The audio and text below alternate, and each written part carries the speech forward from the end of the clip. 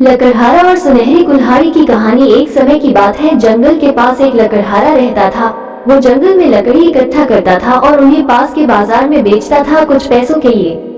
एक दिन की बात है, वो एक पेड़ काट रहा था। तभी हुआ ये कि गलती से उसकी कुल्हाड़ी पास की एक नदी में गिर गई। नदी बहुत ज्यादा गहरी थी और वास्तव में तेजी से बह रही थी। उसने बहुत प्रयत्न किया अपनी कुल्हाड़ी को खोजने की, लेकिन उसे वो वहाँ नहीं मिली। अब उसे लगा कि उसने कुल्हाड़ी खो दी है। वही दुखी होकर वो नदी के किनारे बैठकर रोने लगा। उसके रोने की आवाज सुनकर नदी के भगवान उठे और उस लकड़हारे से पूछा कि क्या हुआ। लकड़हारा ने उन्हें अपनी दुखद कहानी बताई। नदी के भगवान को उस लकड़हारे के ऊपर दया आई और वो उसकी मेहनत और सच्चाई देखकर उसकी मदद करने की पेशकश की। वो नदी में गायब हो गए और एक सुनहरी कुल्हाड़ी वापस लाया, लेकिन लकड़हारे ने कहा कि यह उसका नहीं है। वो फिर से गायब हो गए और अब की बार उन्होंने चांदी की कुल्हाड़ी लेकर वापस आए, लेकिन इस बार भी लकड़हारे ने कहा कि ये कुल्हाड़ी उसका भी नहीं है।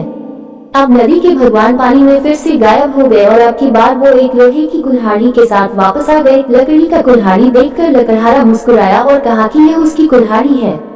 नदी के भगवान ने लकड़हारे की ईमानदारी से प्रभावित होकर उसे सोने और चांदी की दोनों कुल्हाड़ियों से भेंट किया।